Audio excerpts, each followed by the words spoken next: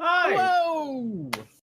Welcome to DnDTime Brews, the show here on DnDTime where Pete and I and you and Data, my cat over here, and just about everybody homebrew some cool Dungeons and Dragons content. I am your Dungeon Master, Jeremy. And I'm your Dungeon Master, Pete. Yeah!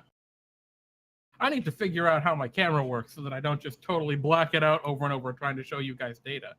That or I should just get a camera to just point at him. Get a data cam for sure. Guys, do you want a data cam? Data you guys cam. Want a data cam? Well, chat, data cam if you let us know. Yeah, sounds like a like it could actually be an important. Oh well, you got to have a data cam to. It could definitely be worthwhile. Now, Pete, before we get into the brews side of things, I believe you had promised you would bring your pupper. Oh no, I didn't think of that. My pup's downstairs. Over the break, I'll grab my pup. There we go. Hear that, guys? Stay for the break, and you get to see Pete's adorable pupper. Also, for those of you who are here and not watching Game of Thrones finale right now, thanks for coming to hang out with us. And also, avoid the spoilies in chat. Well, I mean, you're also probably watching better content. Maybe not as well produced, but definitely superior. Yeah, anyway. Lower budget, for sure. We can say that, certainly. So, for those of you who may not be familiar, DnDTime Brews, it's a show here we are supposed to do every other week on the DnDTime channel, but we've had some weirdness the last month or so with it, where Pete and I homebrew whatever content we feel like, really, for D&D. 2 weeks ago, I ran a stream where we made cool player character races out of Monsters and Monster Manual, and we're finally coming back this week for our alchemist, brewmaster, potion maker, alchemical whatever class. Yeah. This is something we were working on a while ago, and we've actually come along quite a bit. We haven't hit that point where I've suddenly had crippling doubt. You know what I mean? Well, that happens, right? Sometimes when you're homebrewing stuff, you go ahead and you're playing and it's going great and you're making everything, and you just hit a point where it's like, oh man, this is terrible. Why am I doing this? We haven't hit that yet. This has just been great all along. Oh yeah, it's coming along really well, and we're still kind of putting together some of the baseline structure. I think maybe today a fun goal for today might be, since we're going to be doing this for kind of the full of the stream today, a fun goal might be to have a feature, to write out a feature today, like a real genuine feature. Yeah, I think that's something to work for. I think we might be able to do it. Yeah, I think so too. This content doesn't make me hate things. Yeah, right. Well, yeah, that's the difference between DnDTime and Game of Thrones. Yeah. But anyway, I'm gonna watch it. Yep, still gonna watch it. But oh, Pete, you're too far in. Yeah, I mean, I am. And hello, chat. Hello again, Bionic Sheba, Swordco here. A happy Teddy 11. Teddy, I'm glad you could make it. And of course, Max, and I'm sure there are more of you lurking in the shadows doing your Twitch thing. So yeah, let's I think because it's been so long, right, since we've really been doing anything with this, we should probably go over what it is and our kind of design so far. I think that's a good idea. So why don't I start? We're making a alchemist, a brewmaster, a potion builder, and really that's the core of what we've been putting together. We wanted to build a class that mixes together potions or other concoctions. It doesn't necessarily have to be a potion; it might be an oil or vapors, but they create things and then use those as weapons or to enhance themselves or to enhance allies. But they use the things that they make in order to fight and to that's the core of the class. And we have a few different kind of ways that we're going about doing this, and some stuff that we started to kind of, I think last time we really started to flesh some of it out, where we've got most of it boiled down to you create potions, you can create vapors, you can create oils, and it's around finding different ways to use those things, and we want it to be very. I think customizability was a large part of the design that we're kind of hoping to put into this class, where you start with a few simple options, and then it's in combining all of the different resources you have that this class starts to kind of do what it's meant to, and starts to be fun. Yeah, and we've throughout the design process a couple of weeks prior, you can catch parts 1 and 2, by the way, in our VODs here on Twitch or on YouTube. But in the process of doing this and putting this all together, there were a couple of points where we kind of thought to ourselves, maybe we want to take this in a very specific direction. Like, for example, we didn't want the class to be entirely preparation based, right? We wanted to make sure there was enough on the fly, right, adjustability to make sure you didn't just prepare for the wrong situation and then be useless later on. And yeah, we kind of wanted to specialize along, like Pete was saying, what is it? Vapors, oils, and actual elixirs, right? Yes. So what did we actually ended up, I think last time, defining what we wanted those to really stand for, and we have those right here. And we gave them kind of an action economy to each of them, and that will help determine how powerful they can be and how you use them. So for elixirs, they are a bonus action to use. They must be consumed, so you consume elixirs. And I think, we want to add phrasing in there when we make it to emphasize you can't just throw elixirs or, force feed a monster you're in combat with. Yeah. And their effects are instantaneous. And I guess we gave them some die here, a 3d8. And that's probably in comparison to like a level 1 spell. Yeah. And next we have the vapors, which we had decided on those being taking an action, and the vapors are the idea. They are something that you throw and it lets out an area of effect gas, and that applies whatever the effect is of that thing. And one of the ideas is, I think later on we ended up calling them concoctions, but there will be different things that you can make, and you can make a concoction, the same concoction as either an elixir, a vapor, or an oil. So if, maybe if you're making, damage concoction, you could have that be an elixir, which you drink and it does something, or, you put, maybe you're using it almost like a poison where you give it to an enemy who unaware of what it is, and then they drink it. Or it's a buff that you give to your ally. Lots of different stuff that can do with that. But you could do the same thing as a vapor and have it be thrown, and it would be less, impactful. In this instance, we have an idea of 3d8 damage versus 3d6. The damage is less, but it happens in an area, and it's more of kind of like an aggressive usage of it. Exactly. And then, of course, oils are our third iteration, or our third type of concoction, where it's an action, you can apply it to something, so you put it on an item like a weapon or ammunition for a weapon. And specifically, actually, we had it applies to slashing or piercing melee weapons or crossbows. Interesting, we didn't have bow in there. What if there's a reason for that? I think it was because we were going to give them specifically a crossbow proficiency. Oh, yeah. Right. Because we thought that made a lot more sense. Yeah. Yep, that's exactly it. And 1 oil per item / weapon at a time, and a duration of 10 minutes. Mm-hmm. And we gave that a d4 die, which is pretty impactful. Now, that duration, if I remember correctly, is something we kind of had up in the air. Yeah, that was a very tentative kind of...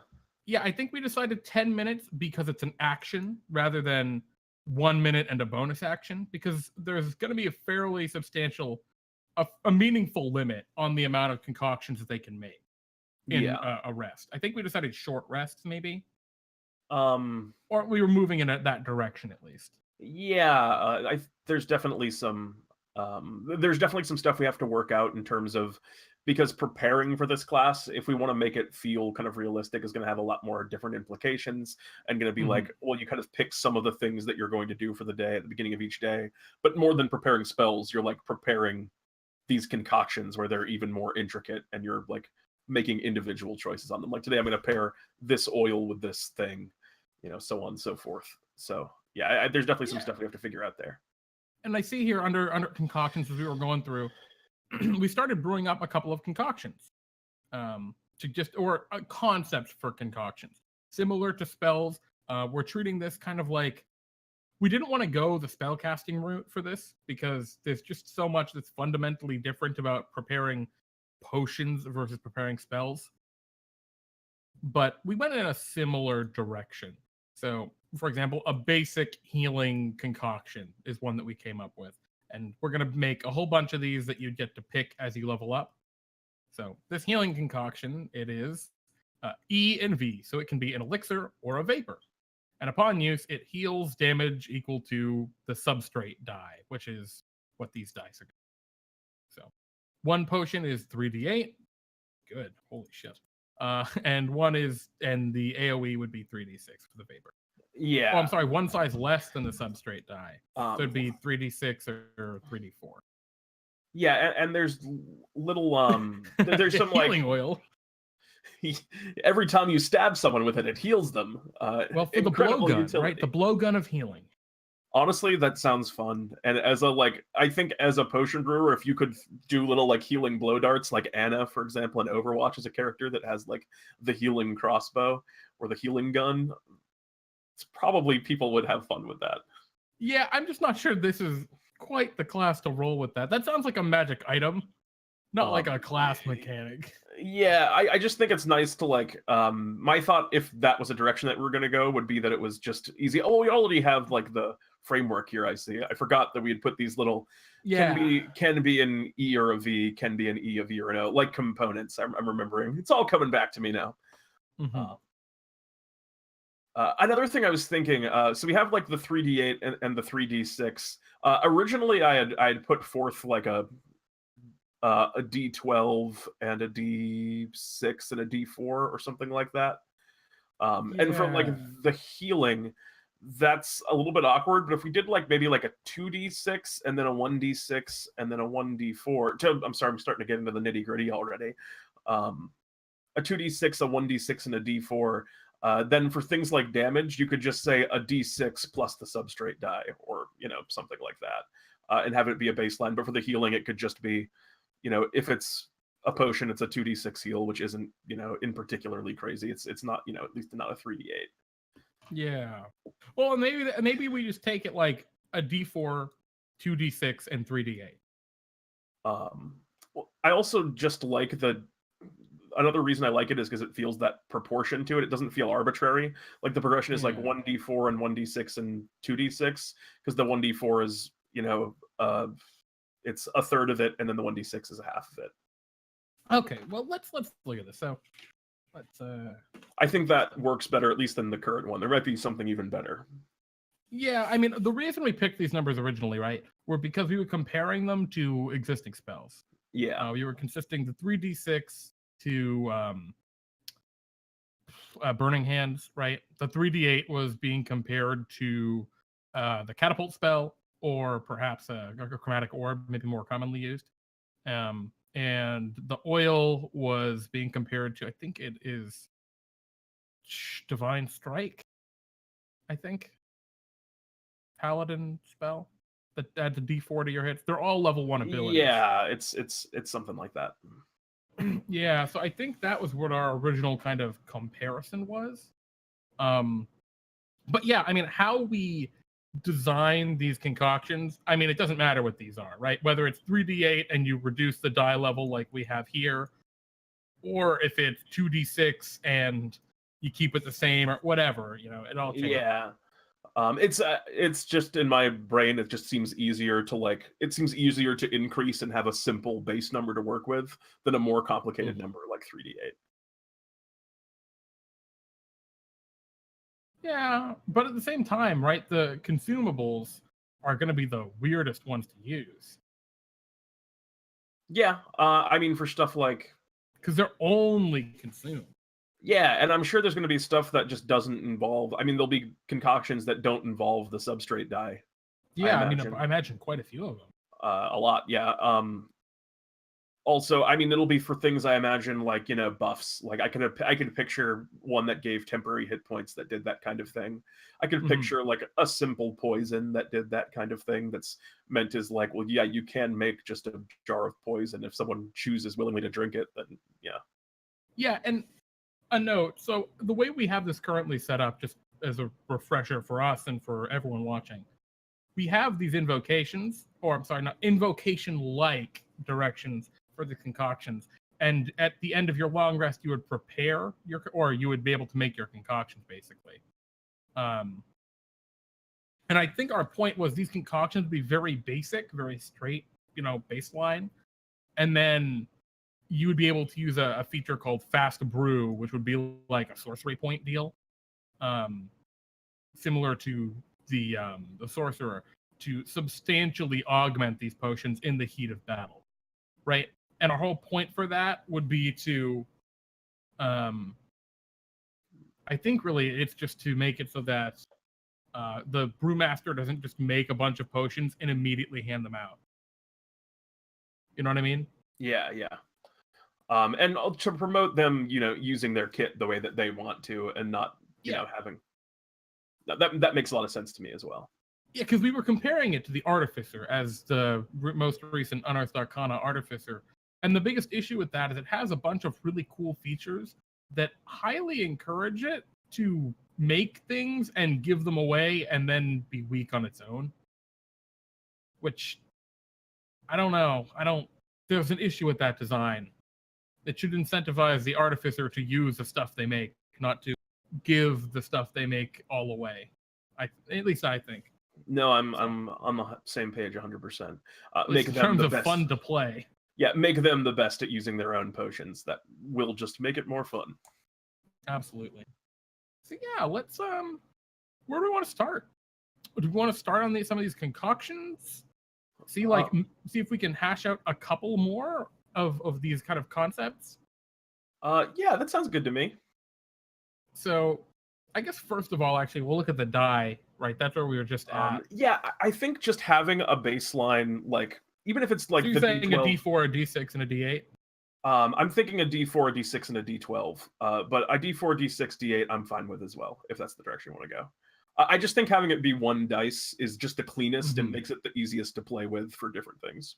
What if we say D4, D8, D12? Nice AoE 1D8. We jump up twice each time. And I mean, maybe it'll be different values depending on what they do. Healing vapor, right? An AoE that heals for example, 1d8. That's a pretty good.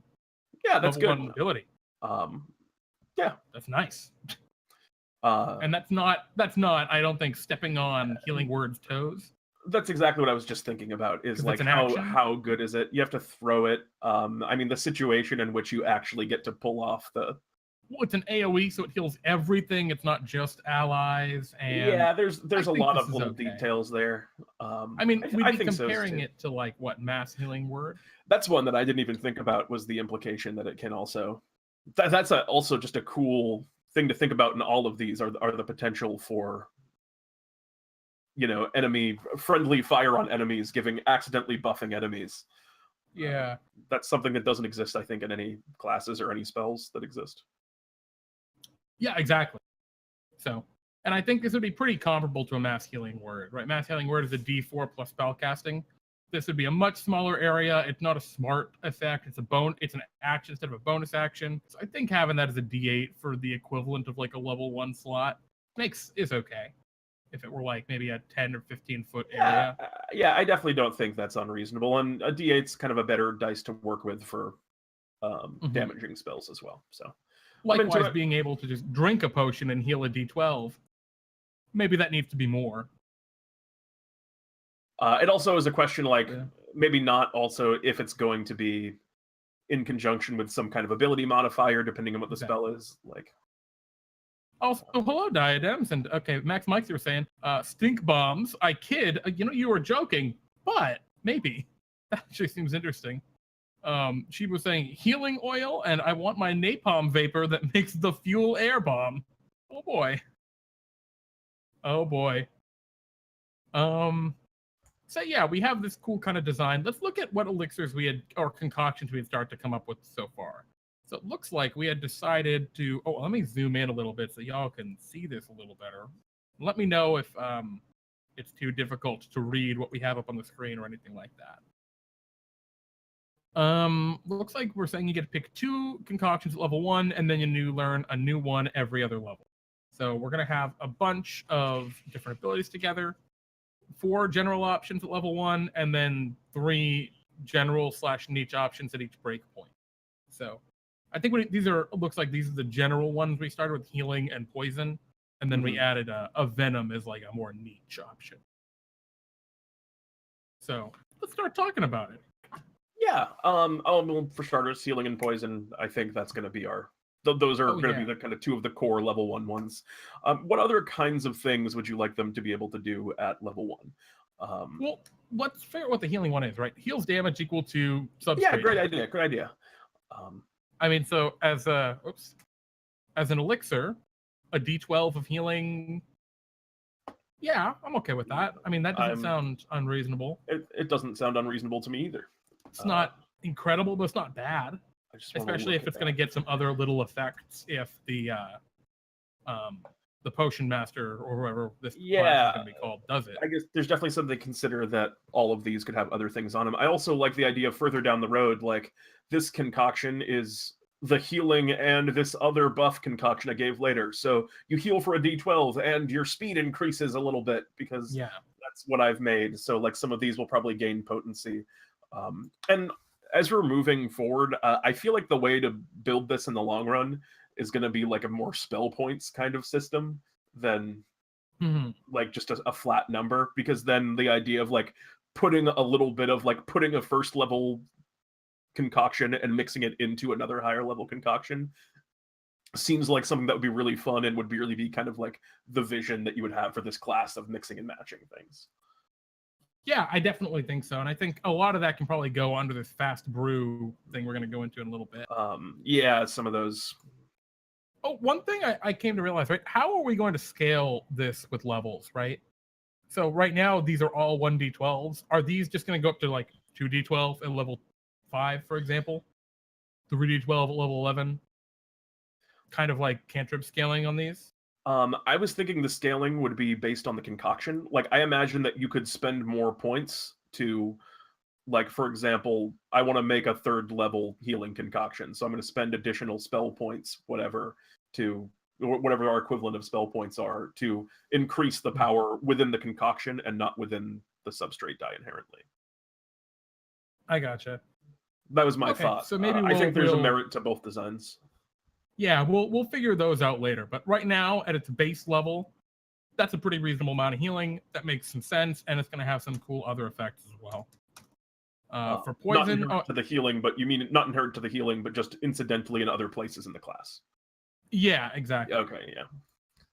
And I think so. When we look at that, right, as an elixir, consumed potion versus a vapor, which is an area of effect, right? And I think maybe we call that vapor 10, and so we just say that's a 10-foot radius vapor. We just make it nice and straightforward like that. V10, I'm into it.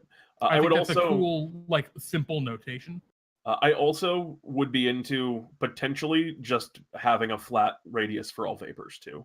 Just assume that all vapors have the same thing, unless we come up with ideas that negate that, and we're like, no, we want this to be huge and this to be tiny.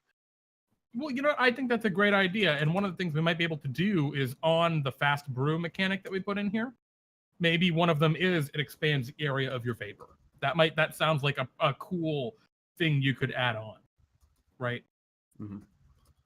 I'm trying to catch up with chat. I cave a concoction, cold effect. Imagine breaking a container of liquid nitrogen. Yeah, I definitely think there's a lot of ways to do damage. And for me, like, my thought is even less than wanting to do like a cold concoction, I would be really in the idea of that being in the fast brew category and being like, you can fast brew and change the damage type of your move at the time that you're using it. Yeah, that sounds like an awesome fast brew. I mean, even just like a super chill, right? Or what do you call for super, like for making something cold? Flash freeze, right? Or something like that. Could be a cool fast brew effect that you add on to it, that now the area of the vapor also slows the creatures by 10 feet or something within it. That would actually be a pretty neat one. Oh, I see you're writing stuff out, Pete. You're making. Yeah, I'm just changing the some nice language a little bit. Because I feel like we got to come up with one way. I don't necessarily super like what I wrote there. A creature that is subjected to this concoction regains hit points equal to your substrate die. So regains hit points is the standard notation for that, and then equal to.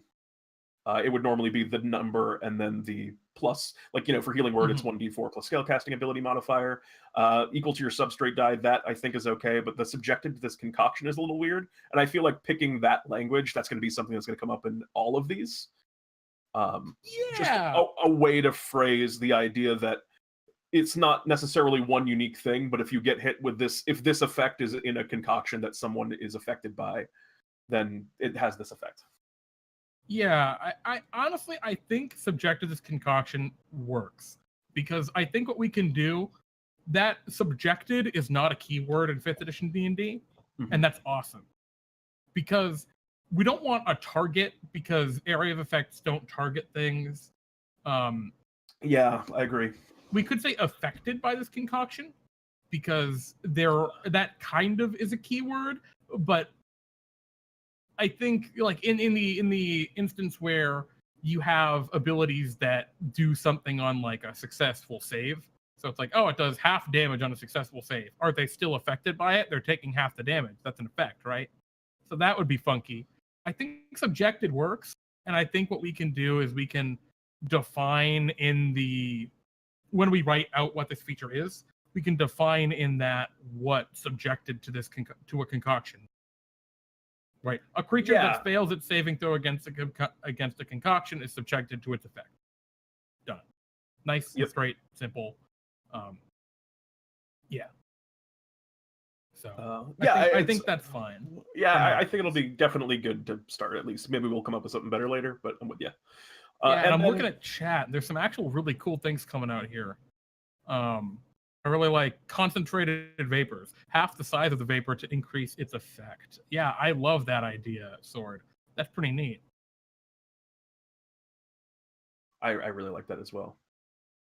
Actually, I'm just going to write these down just so we have them. But you can go ahead, Pete. You were saying? Yeah, I was going to say also, do we want to do a plus ability modifier on any of these things? Or do we want to just make it the substrate die? Yeah, because Sheba had mentioned that in the chat, and I think it would make. I think it's okay. It feels 5th edition-y. Well, it feels 5e to do it, right? To include the ability modifier. But the reason I kind of think it might be neat to stray away from that is, what does this class have going for, right? It's got a ton of moving parts, right? It's got its fast brew. It's got its number of concoctions. And what really is going to be powerful about this class is its fast brew, right? And the points it gets from that. So if we can limit fast brew based on ability score modifier, I think that would be more than enough, right? To encourage the player to use that. Because I feel like fast brew is where a lot of the variability is going to come in. In the final moment, those quick last second changes. Yeah.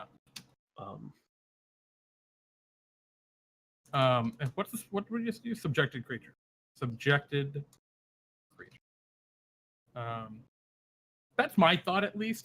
I don't want to put the ability score modifier in there. It's good. It makes things a lot more consistent. But yeah, I'm into it. I was on the fence, so you definitely.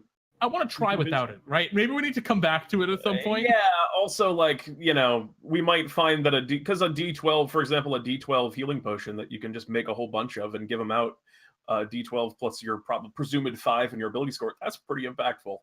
It's a big difference between a D12 and a D12 plus 5. Well, it's also what makes it just way better than Healing Word. I mean, sorry, than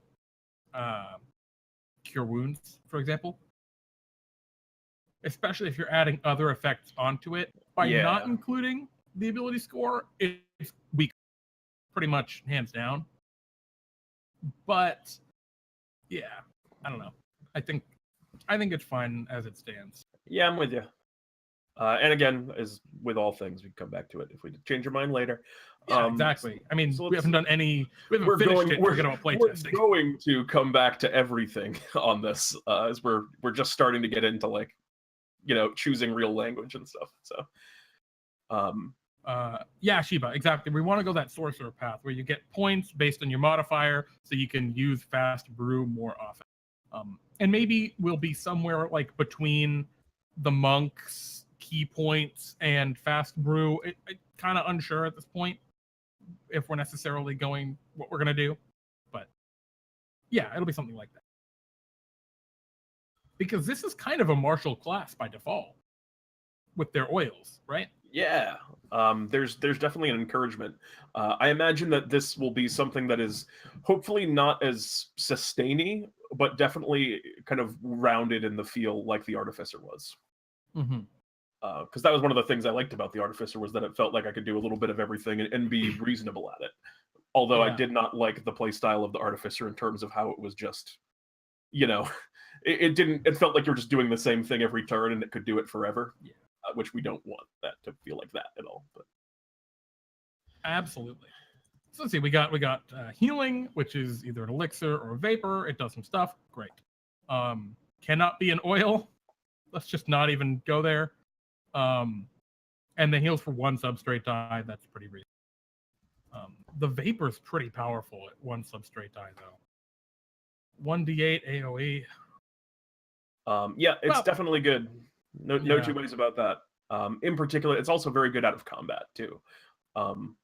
That's a thing to consider as well. Like, you just drop one of those on the ground in the party, and you got I spent a spell slot, a low level spell slot for almost like a Song of Rest on top of our, rest. Yeah, but at the same time, right? They're going to be Without looking at like half caster levels of usability for these. Lots of versatility for them, but not like an infinite number of potions. Yeah, I guess how much we end up deciding to give them will be a factor in how powerful some of this stuff is. Plus, maybe some of the consumed abilities will be way better. Maybe there is a fast brew for elixirs that doubles their potency, or something like that. Now here's a question, Jeremy. Is this class going to get extra attack? That is a great question. I'm trying to think. So let's actually jump to our player's handbook for a minute, because actually, staying here for 2 seconds. Oils do an extra D4 on hit, right? Mm-hmm. And sure. So basically, we have a class that will just do an extra D4 of damage on hit as one of their core class features. How does that compare to other classes? And my first thought, whoopsies, jumping into the player's handbook, going down to the classes. Let me close races. Right. I like to go to like Ranger is a great example, or Ranger is probably the quintessential example here, because the Ranger gets extra attack, and they also get the spell Hunter's Mark, right, which does an extra D6 of damage on hit. Or if we go to like the Warlock with their Eldritch Blast effect, they do an extra D6 of damage from Hex. So I think giving these guys extra attack would be okay. I don't think there's any necessarily issue with it. What do you think?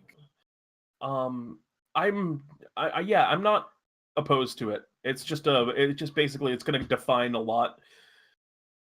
It's just going to define a lot how we build the class out. So I think they could definitely benefit from it, and it would make sense if we're going to like truly make this like a half martial class. Well, yeah. What were the 3 subclasses we were looking at, right? Because we were looking at a couple. One of the ones we were talking about, like a self buff Dr. Jekyll, Mr. Hyde archetype. Yeah. You were talking about like a Witcher like one, which I don't know exactly what it is, but from the impression I got, it's kind of just make potions and put them on their weapons. Yeah, it's kind of, it would just be like a focus on the oil side of things, and martial combat essentially would be the idea, right? Yeah, and Xandrel's asking, so you said this main class's weapon, aside from potions, is a crossbow. I don't think it's necessarily just a crossbow. I think they could use a blade pretty reasonably. Yeah, we kept it to piercing weapons, slashing weapons, and crossbows. And I think we'll give him proficiency in I don't know if we probably won't do martial weapons. We'll probably pick out some weapons that make sense and then do all the crossbows. Actually, I don't know what we've already decided on. We might have already written it down. You know, the way I kind of see this class, right? I see it kind of like the Valor Bard in terms of its martial proficiency, right? It's got extra attack, but it's not a martial class. It's a bard, it's a spellcaster, right? Yeah, I can see it. And maybe capable, also, but not identified by its martial ability. Maybe also, if we're going to do this kind of, one of them's more of the brawly type, because that's what I think of when I think of, the self buff. You want to get in and just mix it up and use your strength, and then the Witcher seems more of like a fatigue over time. I picture like slow poison, fight from a range. Yeah, perhaps. I mean, maybe not even range, but just kind of like damage over time on the weapons. Sure. Maybe we put what the nature of their martial prowess is. Maybe we like focus on the more martial side of it in the subclasses. Yeah, we could. The worry I have for that is we'd need to have an equally powerful effect between each iteration. You know what I mean?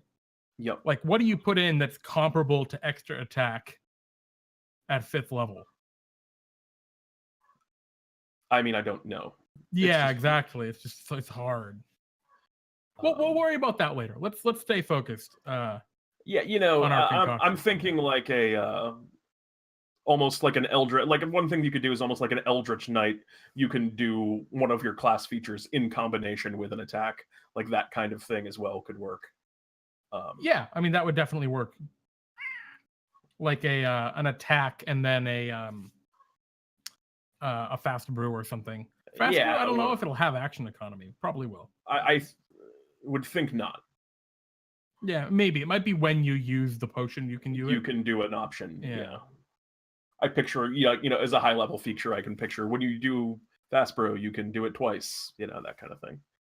Brew even faster. Really fast brew.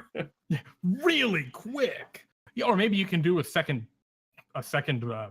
brew, right? A second change modification. Yeah, that's what I'm thinking. Two of those, like, kind of. I think actually Sheba had just said that in chat a second ago. Yeah, an additional modification. Well, either way, let's see if we can get some of these baseline right. We got healing, we got poison. Those are the two most simple. What else? Okay, so the next one. Actually, there's got to be a save DC on this poison, right? Yeah, I assume that the save DC would be baked into the idea of subjected when we write out what concoctions are.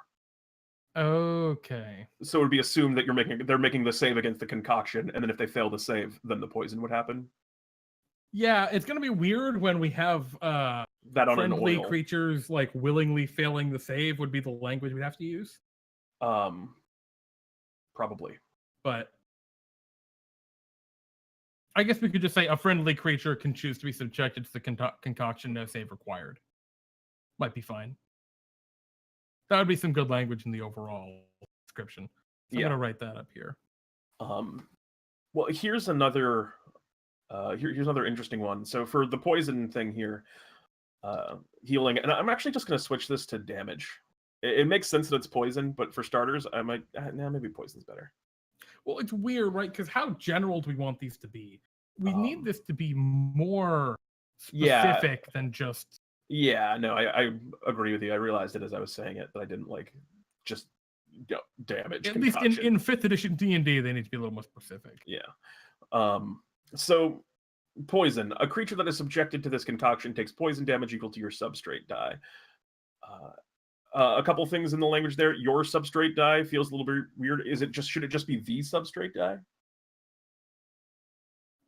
Actually, let's look in the player's handbook at fighter, right? What does the Battlemaster fighter say? Because I think the thing is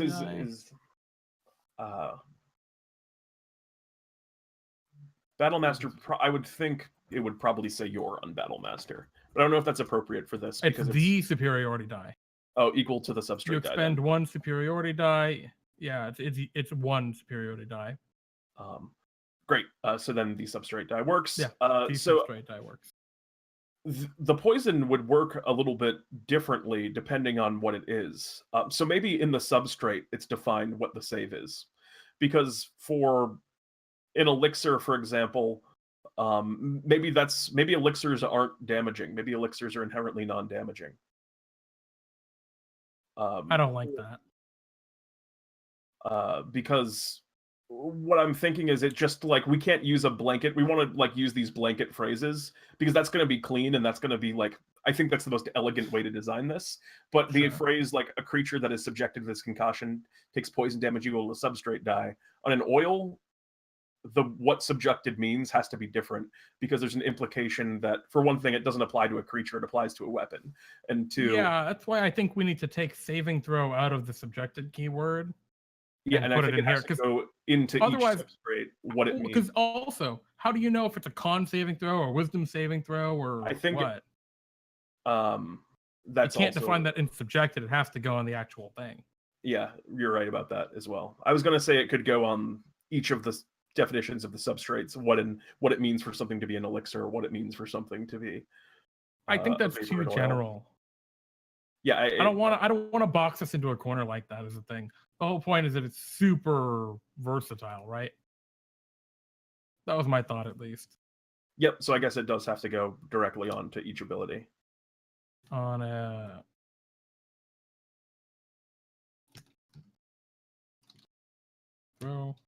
Or take poison damage equal to substrate die.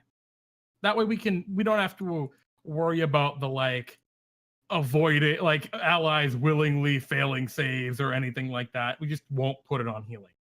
What about so now for that poison one? What about the oil, the poison oil? A creature that is it's just on effect. So they don't make the, but it seems wild. God. I don't think we don't want the Constitution saving throw to be on every single attack. It just happens. Oh.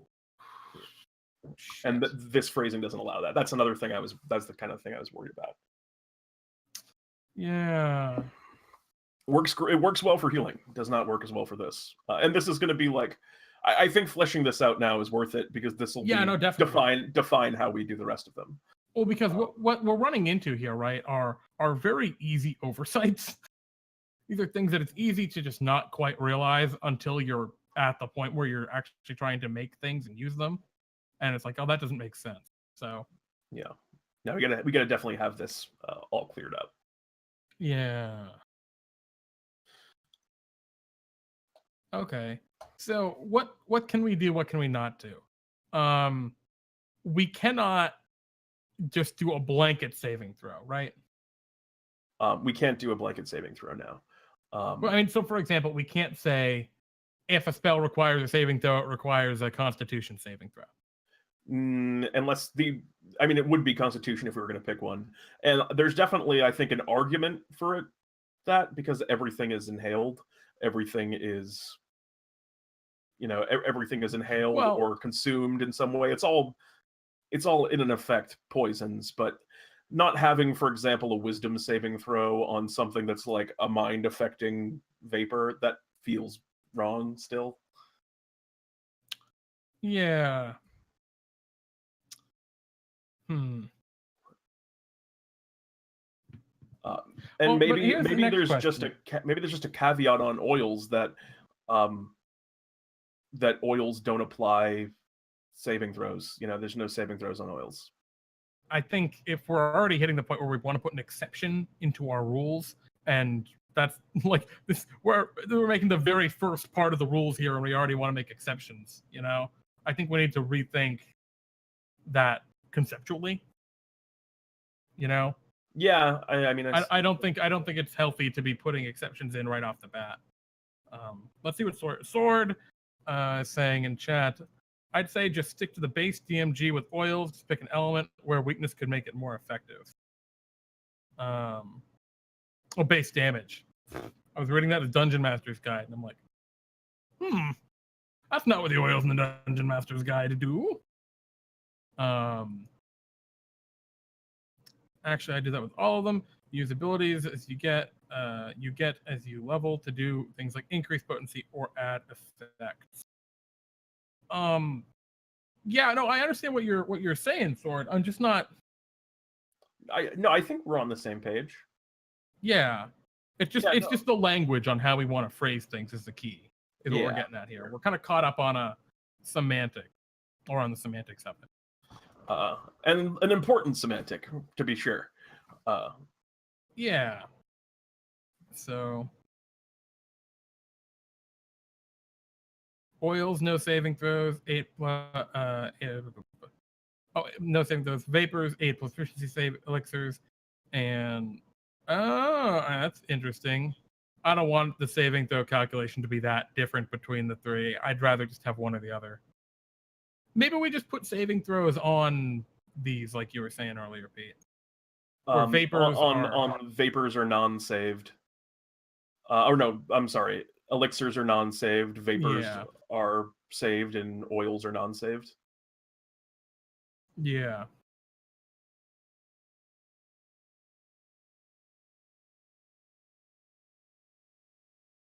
So yeah, I think that is the direction to go. I don't want to change the mechanics on how to calculate saving throws. New players have so much trouble figuring out how to calculate their save DC for spellcasting. It's just something that just never, it doesn't click. The arbitrary 8 plus your stuff just doesn't. It's hard. That is a very strange design. It works, but it's strange. It's a math thing, but functional. Yeah, pretty much. I like this. I think this is fine. And so creature subjected to concoction. And so maybe in that regard. And actually this puts us right where we're at, right? So it takes damage equal to substrate die, and then we can say under concoctions, a creature affected by a concoction. God, I can't spell. Concoction. And it should be. No, damn it. It's because what we want the language that says if it's a vapor, do the vapor thing, otherwise there's no save. Right? That's what we want. Yeah, I believe so.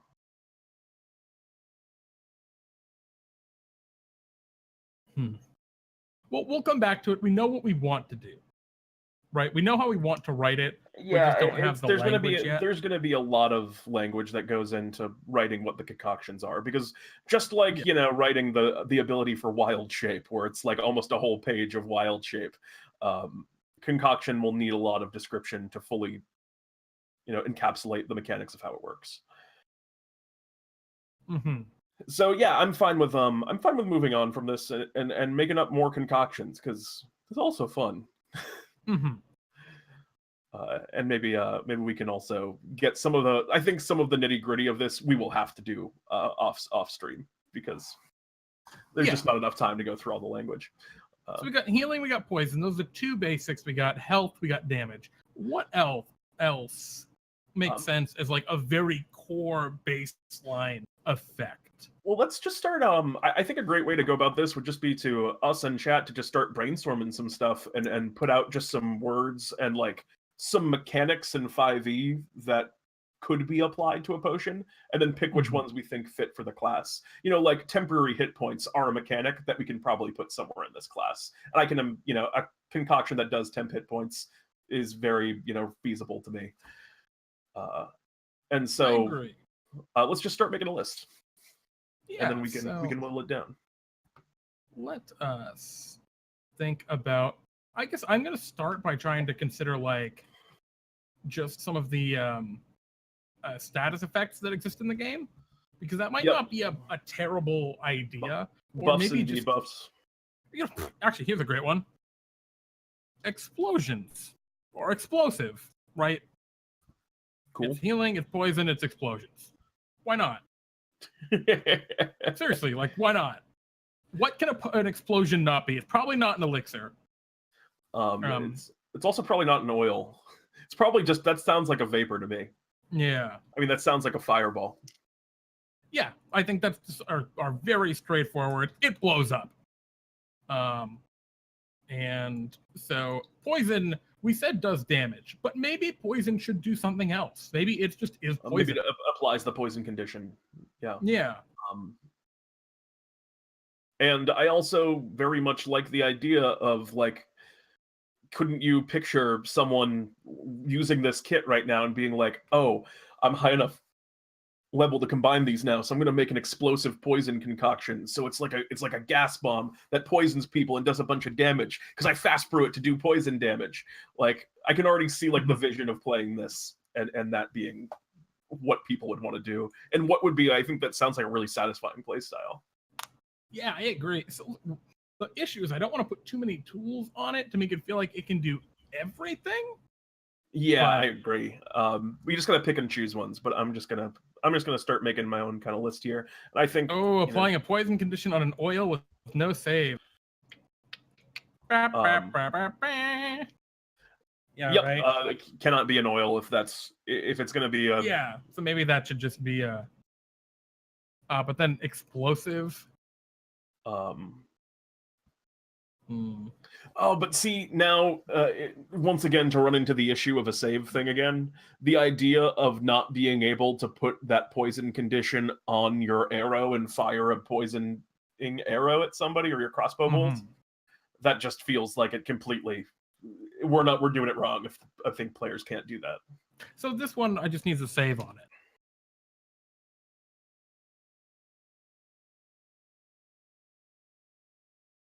So this one will put a save directly on there.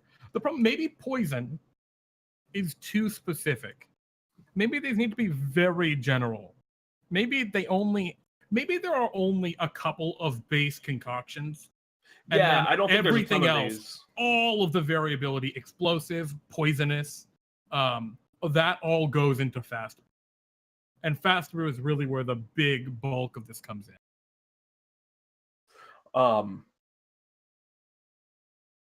What do you think?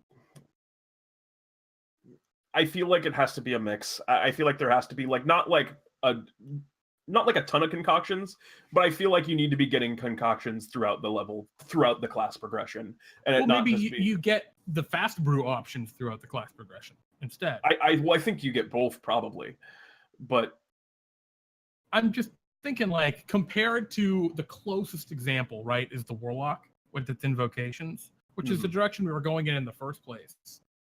That's really all they get, right? As they're they learn new spells and they get the invocations. I think they have to move up kind of together. Yeah, well then we need a very, very clear and definitive breakpoint of what constitutes a concoction versus a fast brew component, right? Yeah, I think the definitive breakpoint is a fast brew component modifies a concoction. Well, no, yeah, but like so if I said poison, for example, what does that fall under? And the way we have it defined now, it could be either. I see. I think it would be defined very definitely as a concoction. Because I don't think we want to apply it. I don't think an effect like a condition would be something that would be put on a fast brew. I think a fast brew would be something like, not only you're poisoned longer. Not only are you like, yeah, this thing doesn't do the normal damage, the damage changes. Like, that feels correct to me. But just the idea of like something solid like a debuff, the big effect I feel like is going to be on the concoction, which is the core. And the fast brew's the spice. Yeah. I see what you're saying. You see, the way I was looking at it, right, is healing, that is the inverse of damage. Damage is it just does damage, which is what we had this originally as to represent. Yeah. Right? Poison was our way of representing damage as a concept. Mm-hmm. So it's kind of funky, right? When what other major things are there besides healing and poison? There are conditions. There are like I'm saying, conditions and buffs.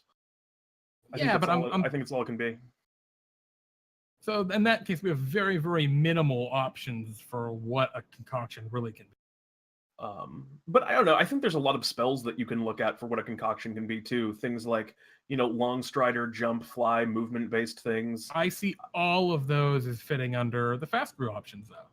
That seems strange to me though, because I feel like, what do you picture? So you think you want to get that? Because you were talking about, right, getting to a point where you can combine concoctions. Yeah. I never saw that as a deal. I saw the concoction as one base thing, and you throw stuff on top of that. Not combining two or more concoctions. Okay. Yeah. See, I was imagining the ability to combine a concoction almost as like a fast brew, because I was basically thinking that's the thing. You just said your concoctions are fast brews. No, I'm saying combining two concoctions, that would be a fast brew.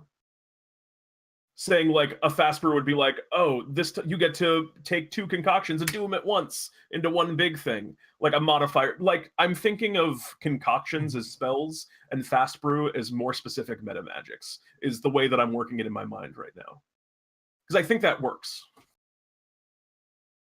Yeah, I see what you're saying, and I guess we could do it like that. I guess I just saw it kind of the opposite way. You were thinking of the concoctions as the meta magics. I was thinking of the concoctions being very general. Just the concoction, it is just damage, it is just healing, or something like that, right? Or I guess a sword co here had a great example in here, and I think Chiba was also alluding to it with the buff effect, right? Panacea heals ailments, and like it just removes conditions. Yeah, lesser restoration. Yeah, exactly. I could see those as being the core three things, and then you can tack stuff on top of those. Like, for example, I was thinking like a large effect could be part of the fast brew mechanic. You see, I would think of that as a concoction, and then you would, add more to the large effect with it, and have it be like, a longer and large effect, or a large effect that, and there's going to have to be like, I think either way you do it, there's going to be bleed into each other. Well, it's going to be arbitrary which way, no matter what. That's what I'm saying is I don't think we need to have it quite so. I don't think it necessarily needs to bleed into each other. I think just inherently they will, though. Like I just don't think it can. I don't think it cannot bleed a little bit, because like then you could even say like healing and damage are even, you could even say like, oh, you can do a fast bro to make it do extra damage, and then it's just it's just another damage thing. Like there's always going to be some bleed. I guess I see what you're saying. In that case, let's talk a little bit about how many concoctions we were really talking about here, because if all the fast brews are going to do really is emphasize the effects. Like, is that the point of the fast brews, to not to exacerbate, but to not multiply, but you know what I'm saying? To modify the effects in some way. Well, specifically to amplify. Yeah, that's what I was picturing. I was picturing them working like meta magics in that particular regard. Maybe more I didn't realize intricate. we were going to go quite that close to a comparison. Then the next question becomes, right, like, okay, so if those are going to treat like meta magic, so what are the examples? Actually, let me jump over to sorcerer. Yeah, if we're going to just look at meta magics, increased duration is a great example of one that feels like it would make sense for a fast brew. Sure. I think there are ways that we can really work. I think there are ways that we can really work specific types of substrates into it. Like if it's an oil, it has this extra property. If it's an elixir, it has this extra property. And we can do some more interesting things than I think metamagic does. So I think metamagic as a feature is decidedly kind of boring in the sorcerer. It's very simple and straightforward. I think we can do more interesting ones. If you watch it. Yeah, exactly. The worry I have at this point, though, is, are we making something that feels unique, or are we making a better sorcerer that has even fewer spell options? I don't know. I think like are we just making a better meta magic? Is my worry. Because it sounds like we are. Yeah, I mean that's definitely that's definitely fair. I feel like if we find enough variants and come up with enough interesting fast brews, and we don't make it the entire focus of the thing, and I mean the class is doing a lot of other things. It's not like going to be just a better sorcerer. I think the fact that this is like partially a martial class, there's going to be like other features that start to redefine it. I mean, there's lots of stuff in 5e that it's kind of contextually similar. Yeah, I guess I just don't want to get too close to it because I'm worried. I'm trying to think of what other fast brews we would do. Well, let's think of it from a different perspective. Originally, we had decided 2 concoctions at level 1 and then a new one every other. Okay, if you have a concoction and your concoction is the effect you're enlarged, man, that really sucks to just only have that and one other choice. You know? Oh yeah, for sure. Like I think this is a departure from where we were last week, which is why I'm confused. Or not last week, almost more than a month ago. So maybe that's why we're a very long time ago. Yeah. So this has to just be totally scrapped if we're going to go in that direction, because this is just totally not. It just doesn't work with that design. Yeah, for sure. Okay, sure. Okay, so we'll do that. If you don't like it, we can keep going. That's just like where my head's at, and I think it works. I was just very confused. I just think that works, you know. Yeah, no, I dig you. So I'm gonna just mark that too, because I don't know if we're gonna need level restrictions on things or what. Okay, so let's take a look at these again. Poison is an area effect, con save, or not an area effect. Subjecting the creature to poison, they roll save or become poison. Explosive is just damage.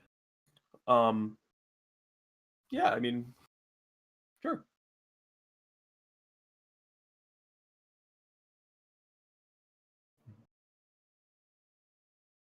Okay. I guess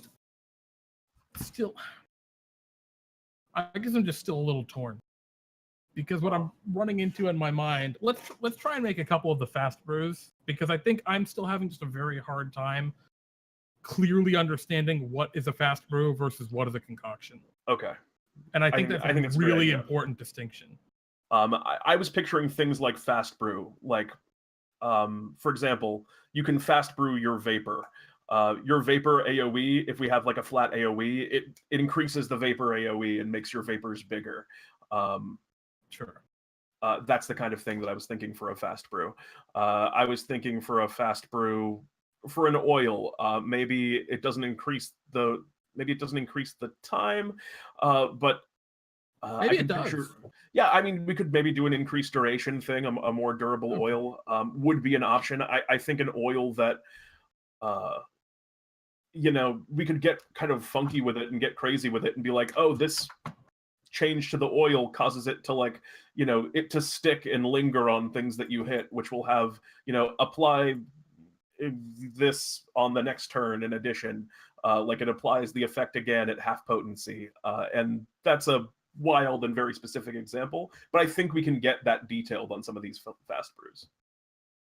And I think that's what will make it interesting and make it like stand out and be not just what is meta magic, even though it kind of uses some of that model. That will make it cool and not feel like anything like it.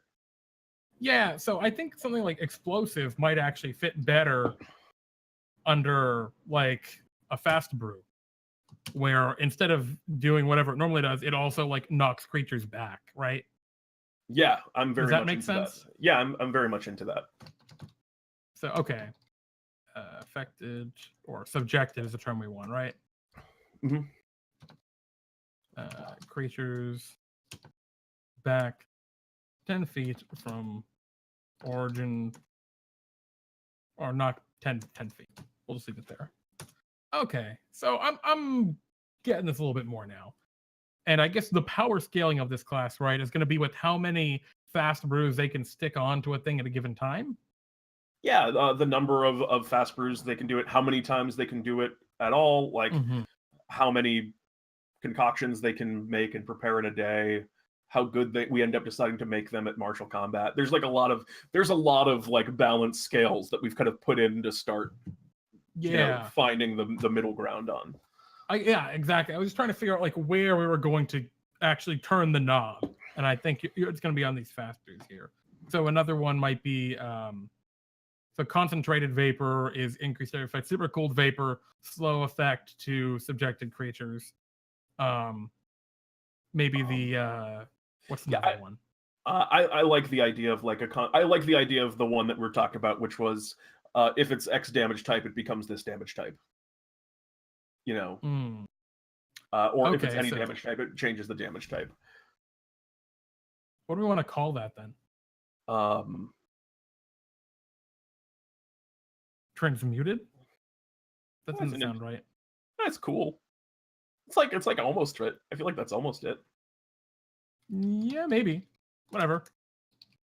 Change damage type to, and I think we give them a range of effects, right? Like acid, cold, fire, lightning, thunder. Probably not force. Are those all the elements? That I think so. I feel like I'm missing one. Wait. Elemental transmutation. Haha! Xandero, the hero. Nicely done. Oh, that's good. Acid, cold, fire, lightning, thunder. I think that's all of them. Yeah, that's definitely it. Oh, poison! Where? Because they're already default poison. Oh, silly me. Okay. So poison versus venom. So I think, right, this effect here we had on poison, let's put that on venom. Okay, there we go. That way we can keep that effect, and then poison's our default. Yeah. Suffers poison damage. And that way we can put venom also on vapor, right? Mm-hmm. An elixir or a vapor. And maybe, you know what's interesting? Maybe like elixir, vapors, and oils have different default durations. So like the oil has a duration of 10 minutes. And I think we actually put that on already, didn't we? Sort of. They apply instantaneously, but then how long do they last? Oh. Right. So like if I put a venomous elixir, right, that poisons, how long does it poison? I imagined it as being originally strictly instantaneous, but then maybe we put it either. It's just a question of where do we put it, in the concoction or in the thing there. Mm-hmm. And I feel like we can put that in the concoction. Okay. Yeah. Okay. So I think this thing would have different effects, right? If it were on an elixir versus a vapor.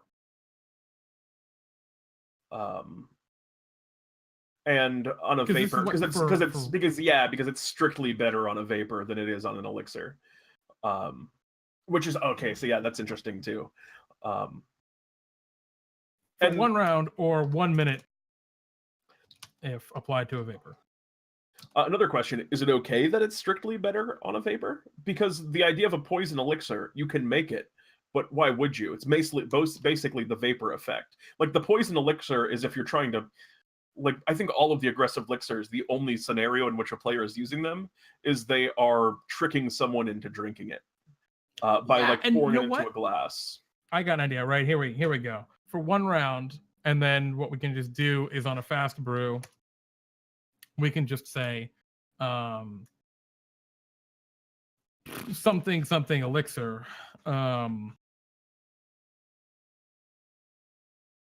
Malicious elixir, we'll call it, just because I don't have a better word, right? It sounds nice. Duration of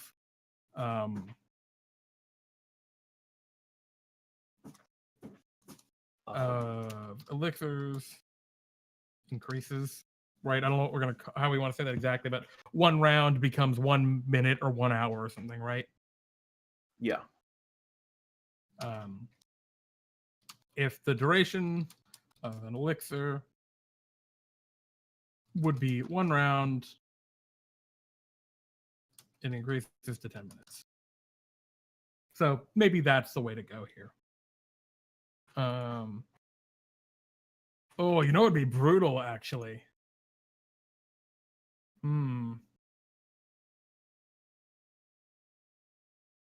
I kind of like a concoction that prevents the creatures from regaining hit points. Oh yeah, that's vicious.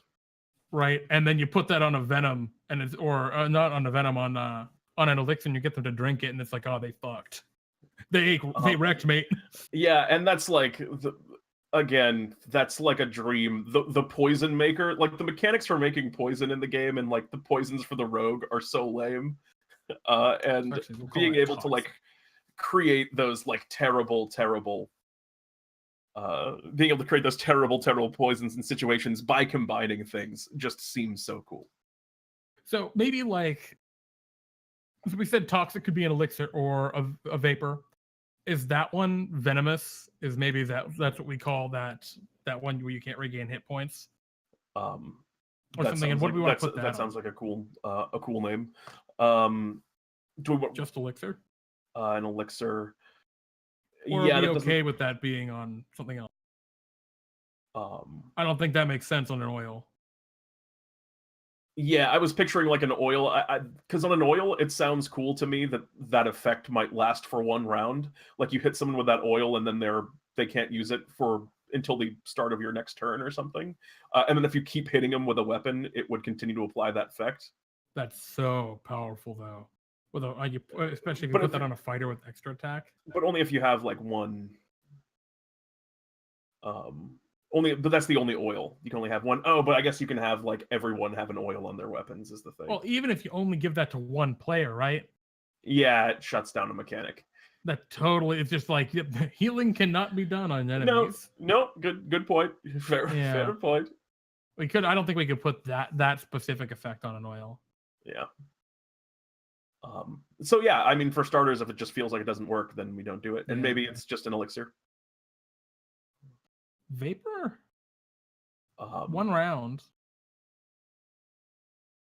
I think vapor would be fine too. Yeah, again, I don't think there's any wrong with there being an option that's weak. Yeah. Well, and it's not necessarily weak, right? Because all of these become different when we put these fast brews on them. Yeah. But also, I'm saying, like, we want to, if we can avoid having one that feels obviously better than the other, it's great. Yeah. Because we don't want it to feel like, we don't want the class, like, for example, the Warlock to be that kind of trappy class where there's just bad options and you can just waste your stuff. But also, another thing I like about this is if you take the Venomous feature, you get the Elixir and the Vapor. It's not like you're picking one of them and you're picking a weak thing. Exactly. You still get the strong option. So eventually, if you figure out, like, this version of it isn't very good, then... It's also, I think, a matter of, you and I have ideas right off the bat as we're brainstorming this, and or we put these things together. But I think there's going to be points where there are effects that we don't see. Oh, yeah. That in practice will make things so much better than we could have anticipated. Absolutely. Undoubtedly. Which, again, that's what we want almost. Yeah. So subject to this concoction must sustain a concept throw or become poisoned for one round. Or I'm gonna bold these guys. Oh, I don't think there's a saving throw on this. Right? Yeah, I think you just do it. Because it's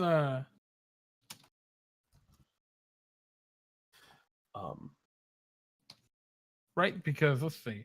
On a vapor, we were saying there's a saving throw, but we're kind of stepping away from that a little bit. Because all it does is prevent the hit point regain. It doesn't do anything else. Well, on its own, at least. Well, Jeremy, while we're kind of thinking about Venomous, want to take a break? We're over halfway through. Oh my god, we are. Holy Time moly. flies when you're designing really intricate mechanics. We will be right back real quick. When we're back, we're going to jump back into this. It's going to be great. So I'll see you all in a moment. See you soon. Data, I'll feed you in a minute.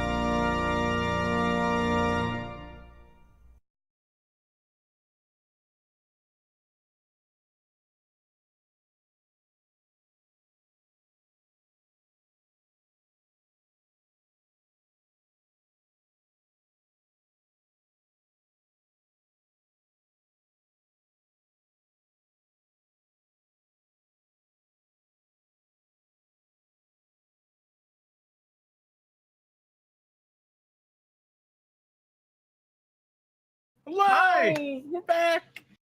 I have a dog now. Guys, we got a pupper. Pupper alert. This is Dash. Pete. This Dash is is my pup. wonderful. Dash, say hello. Hi. Dash is 16 years old. She's the best dog in the whole world, and I love her very much. Man, Dash is definitely a good fucking dog. Jesus, I can't even hold data like that without him murdering me. Oh, Dash is the absolute best. She's just the goodest dog, and she just hangs out with me. And she just chills. But actually, with long-haired dachshund. Yes, a long-haired dachshund. Good girl.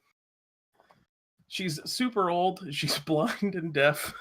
Not completely, but she's really lost a lot of her sight and a lot of her hearing. She just kind of chills now. Just living that easy life. Yeah, she's retired. I mean, that's fair.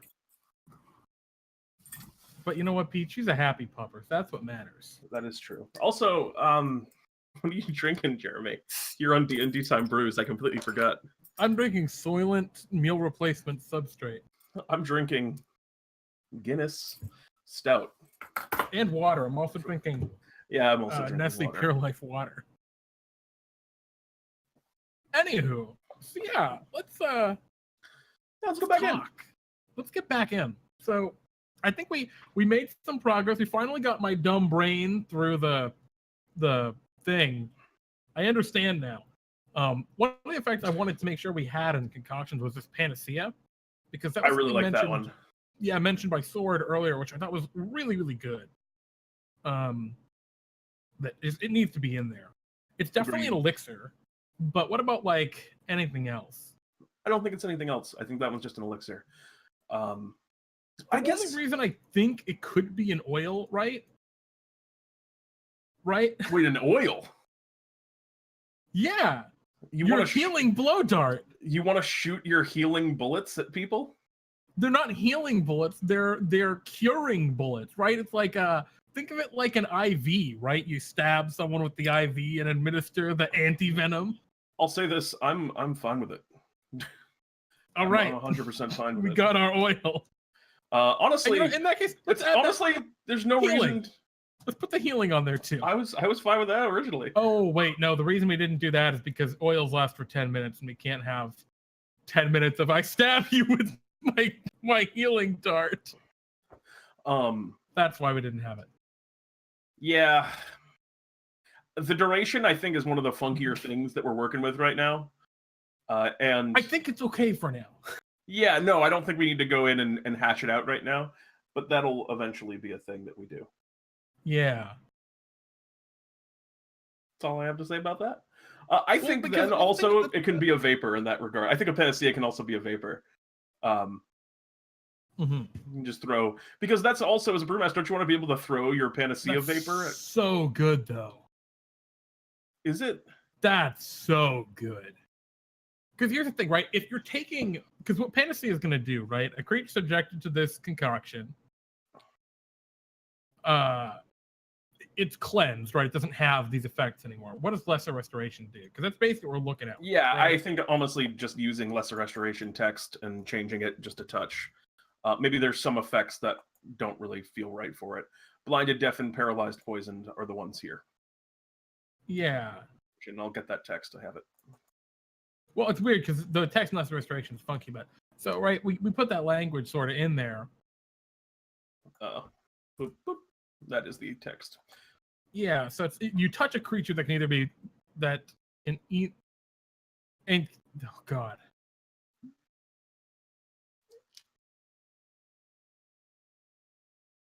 So a creature that is subjected to this concoction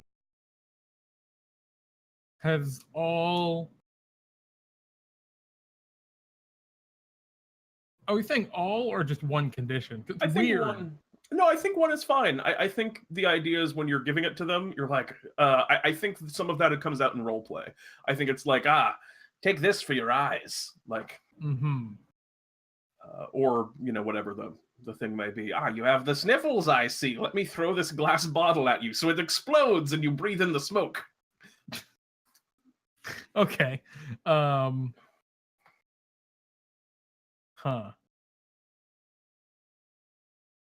No, I think it's Yeah, how do we write that, a though? creature that is subjected to this concoction. I think you write it. I don't think you phrase it. Start it with that same phrase. I think you can end either one disease or one. Okay, so basically we're just removing the condition. you touch a creature part here, and we're keeping it the same. Yeah. Okay. Or one condition. Afflicting a creature that is You can end one disease or one condition affecting a subjected creature. afflicting a creature that is subjected to this concoction. Yeah. Sure. That condition can be X, X, X. Are there other conditions that we want to add to this? Are there any that make sense? I don't know. I assume they got all the ones that make sense for that kind of thing originally. Well, Greater Restoration might add a couple. Let's think. What are the conditions? Greater Restoration Charm? adds yeah. I don't know if Charm feels right. Maybe. I mean, smelling salts, like they snap you out of it or whatever. Frightened. Wait, can our bravery concoction be called alcohol? Pete. Just a light joke, just a bit of humor for your ears and your hearts. So it's charmed, frightened. Are those the only two? Petrified. Yeah, I don't think this ends petrification. Yeah. Yeah, no, I think we just borrowless restoration. I think that's fine. Okay. Now, my issue with putting that on like a vapor is with offensive effects, right? You're always going to put it on the so offensive effects that are on an elixir. There might be reasons you'd want to do that, right? Maybe it's for discretion. Maybe it is to maybe it's because you got to amplify the effects. I don't know how you amplify this. You know what I mean? Right. Well, I think you mean with like a fast brew. Yeah. So how would we change this elixir as a fast brew that would make it worth ever using as an elixir versus a vapor? I guess maybe it's if you'd be ending effects on an enemy with a vapor. Yeah, I think that's one of the scenarios. I think the idea of the elixir also, there's the advantage of you can bottle up one of these and give it to your allies, so you don't have to use your action to throw it, and they can just drink it. I gotcha. Okay, sure. I'm in. I think that's all right. And then, of course, it's always good on a vapor or a... and same regard, you have it as an elixir, and then you just drink it. And then you have the utility of... Also, I think that encourages the self-play a little bit more, where it's like, oh, I'll make it an elixir, so it's really easy for me. And if I need it, someone else needs it, I can toss it to them. Like, that kind of does exactly. They secretly promote that self-style. Yeah. Well, exactly, right. And plus, maybe there's another... Maybe it's something that's not being optimized for... I'm just trying to think. Right now, we don't have any fast brews that really add any substantial effects, but maybe we do that in the future. Also, hello, Maddie Morgs, and hello, everyone else. Xander, I shot you, but it cured your cancer. Still hurts, though. Sort of saying, Ambrosia, full heal an ally and cure all status ailments. Oh, Sword, that is so out of whack. That's too strong. That would be very good. I mean, at the end of the class, that's an effect. Even at the end of a class, that's a really fucking powerful feature. That's 9th level spell territory. Yeah, well, it is a 9th level spell, actually. Power word heal, I think. Yeah, weird bard spell. Funky bard spell. V-Bunny, I'm glad you're liking where it's going. Now that I understand where we're going, I'm happy too. Yeah, it's like level 20. It is, in fact, a level 20 sword. You're correct. Right on the money. What else do we need here? So let's think. We got healing, we got panacea, we've got poison, we've got a toxin. And we have a we wanted to do that in large. Yeah, okay. What do we want to call that? Growth. It's just a growth pot. Okay. Um, Obviously, it's an elixir. It's also a vapor. That's fun. Yeah, but again, we're running into this weird situation where the whole point of this, right, is to have. We don't want it to all be about the vapors. Well, we want it to be a lot of options. We want it to be super versatile, and what it's looking like, what we're going for is we're going to have a much smaller spell list, if you want to call it that. But those spells can be used in a lot of bizarre ways. Right? Yes. Okay, that's all I had. Growth. Growth is a little weird. Maybe we don't do growth. Okay, I'm fine with that. I like the idea of a confidence potion. I like a bravery potion. Okay, we really like the bravery. I like it. There we go. Here's your alcohol potion, Pete. I guess that's just an elixir. Yeah, probably just an elixir. It's not even like necessarily unusable as a vapor because like you could toss it and then it would it would affect enemies. Oh, great vapor. I'm gonna put it in fast brew now. Great vapor. Make it linger in the area so that the vapor just sticks around and people can walk through vapor. The vapor is there. Do you want me to put that or you got it? I got it. It's like lingering. Lingering. That's a Minecraft thing, I think, actually, now. They got lingering vapors in Minecraft. Do they really? They got lingering potions. Yeah, you throw a potion, it leaves a little thing on the ground. Whack. Okay. So, these vapors. So I really like the direction these fast brews are going.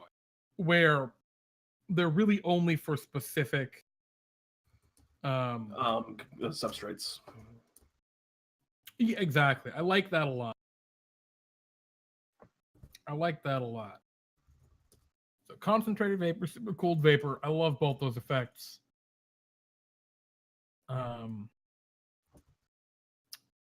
Combined any two concoctions. Do we want to have something like that? I don't know how the hell we'd say that. Well, with like substrates. Yeah, it can't be an oil and a vapor. Yeah. I mean, that's like a really game-changing feature. Like, I feel like one of the things about that fast brew, if we're like giving them all of them or letting them pick fast brews, I think it's you pick fast brews probably, right? Ones that interest you. Yeah, I think now that we're looking at this, I think they just have all the concoctions, right? And it's the fast brews they change, or do they pick as they go with everything? Pick both. I don't know. Because they need enough tools to be able to mess around and do it a bunch of different ways. Yeah, both are. There's merits and demerits to both. Yeah. Picking feels fun, that's for sure. Indeed. But it's also a question of like, just realistically, how much time we have to make enough concoctions to. I mean, we have all the time in the world. We can take as long as we need on this to make something good, you know? That's true. I'm not worried about that at all. Combined. Combined as a fast brew is, I can definitely see like it's just objectively extremely powerful and game changing. Yeah, so maybe that is we said minimum level on some of these. Yeah, minimum level. We'll see. I don't know what level it is. But... Yeah, not level 1. So I think that works. Not all of these need necessarily minimum levels. I think actually most of them don't. Yeah, 11. I was thinking 11 too, Bunny, but that might be too high. I think that's probably too high. Hello, Andrew Saul 55. Welcome. Hello there. Okay.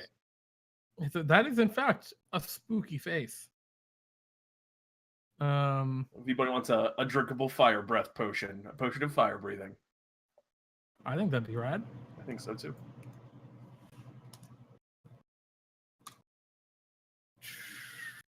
I'll just put that on there as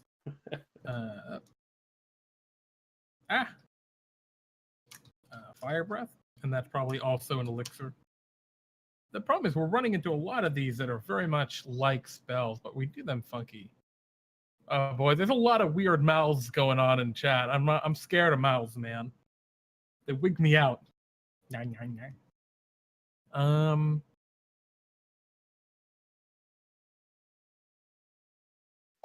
How do we phrase fire breath?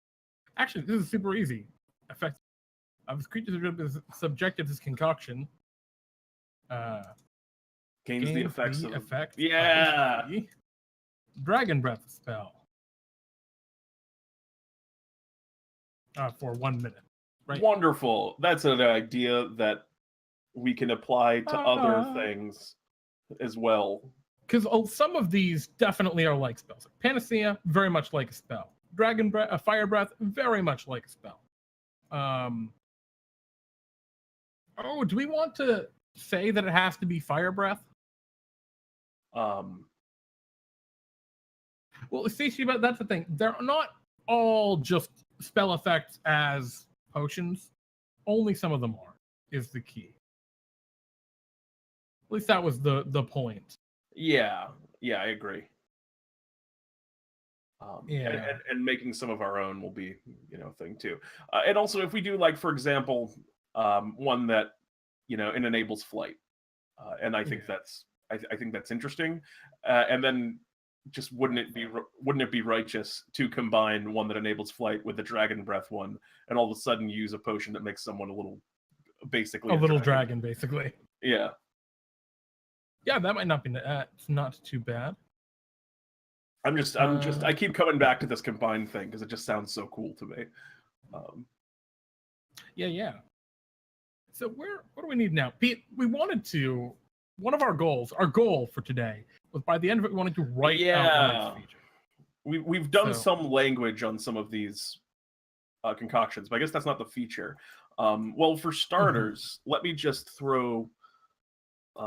Let me throw this out there, and I'm gonna borrow some text from the player's handbook here.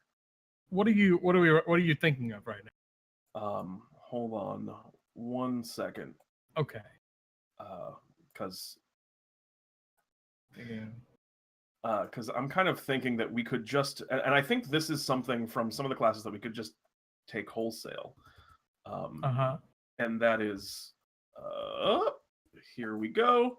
Ability score increase. When you reach 4th level, you can increase one ability score. Damn it, Pete. Choice by 2. Son of a bitch.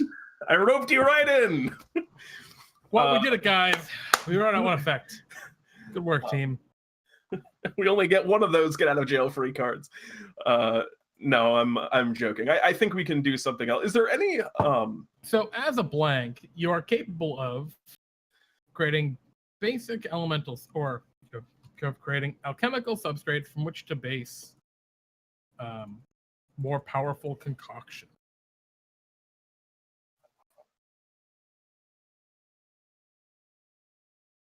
Substrates are. Oh, we actually have this kind of out here. Substrates are vapors, elixirs, and oils. Wait a minute, what's going on here? Chat, you're saying things. Wait, how many ability score increases are you getting? 500. 5 or 4 or more. Probably the non-standard fighter, the standard non-fighter count. Yeah, these guys are not gonna get the rogue or fighter extra ability score increase. It's just not gonna happen. They are not a full martial class. They don't need it. Yeah. At least I don't think they. So when you play a blank. You're creating alchemical substrates from which to base more powerful alchemical basic substrates from which to base more powerful alchemical concoctions.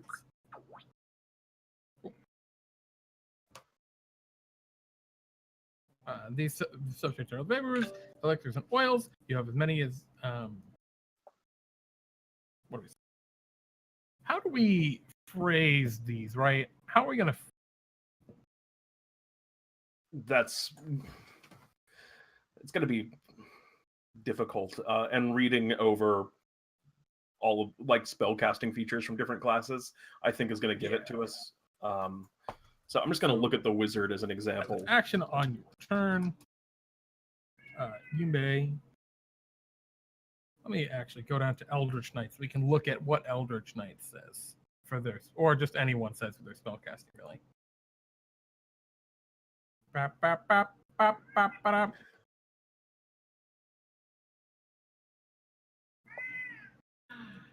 I'm going to just start working while you're kind of typing that. I'm going to start working on kind of writing up some language for the substrates as well. Okay. Because I think under, because I think basically it's going to be brewing or whatever the name of this feature is, alchemy, what have you, and it's going to have like a brief description. Because like if you look at spell casting for the wizard, as a student of arcane magic, you have a spell book containing spells that show the first glimmerings of your true power. See Chapter 10 for the general rules of spellcasting, Chapter 11 for the wizard spell list, and underneath that, the first category is cantrips. And I think the first thing that we want people to understand about brewing is your substrates and what those are. That you have vehicles in which you can do other things, and then we do concoctions. And then you get fast brews. I think you get your concoctions at level 1, and then I think you get fast brews at like level 2 or 3. Probably level 2. Yeah, definitely level 2. Not level 3. That's way too late. Yeah. And the only reason we would do that differently is if we were doing subclass at level 2 and then. Yeah, even then. 3. I mean, yeah. Blood. Yeah, apparently, it took me a while to learn that the rogues also have an extra ability score increase. Because you don't see a lot of rogues. Not a lot of people are playing them. Sword, Divine Inspiration. Sword, I don't think we're going to put anything called Divine into. You call upon the power of your deity to bless your next brew. Oh boy, please, Moradin, bless this ale. That actually somehow feels give right. it power. You could flavor this class you that know way. About the rogues as well. Sorry, what was it, Pete? You could flavor that class this way if you were playing it. Just you could. A dwarf whose god blesses their ale is delightful. Substrates.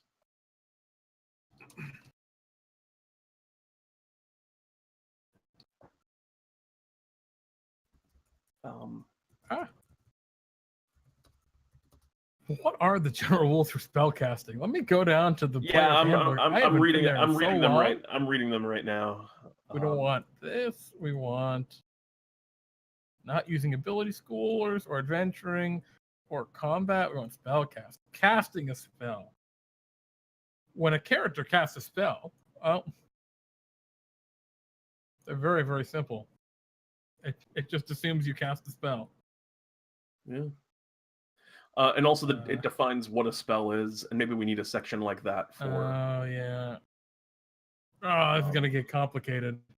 Yep, we are building a complicated class. Maybe there can be a divine subclass for the Brewmaster. Maybe. That might be a little too wild. That's a little too niche, I think.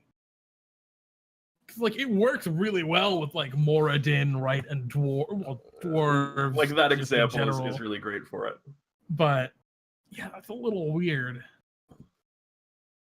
I don't know. That's when you go multi-classing into cleric. Sounds like flavor. Yeah, V-Bunny, I'm with you on that. I think that definitely does sound more like a flavor side to this. We do not want this to be a divine class. This is definitely very much a earthly class. This feels like a class that the gods would profane. And yeah.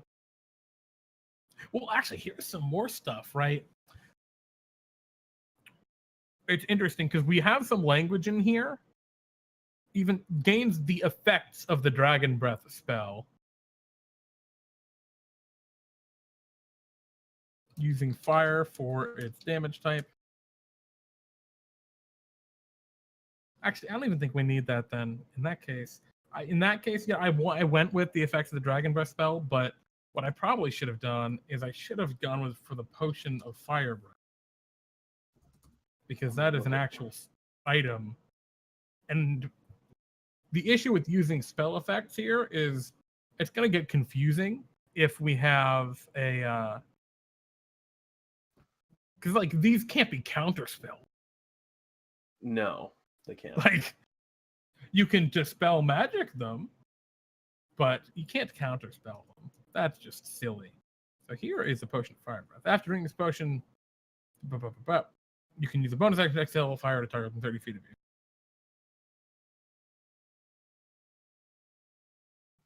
Okay. Is imbued with a dragon's breath.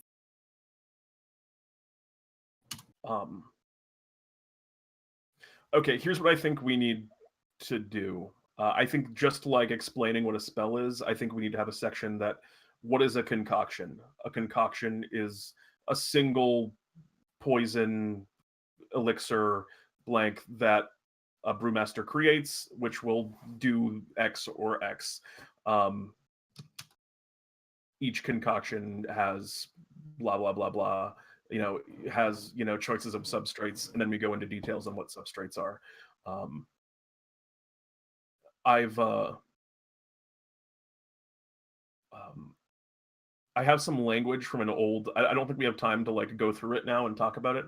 I have some language from an old homebrew I made that I think some of we can place here, and maybe before next week we can talk about that, and it might give us a better direction. But yeah, the next DnDTime Brews, because I think we're getting close to wrapping up right now anyway, and we're kind of coming, I think, to a bit of a wall now in thinking about this.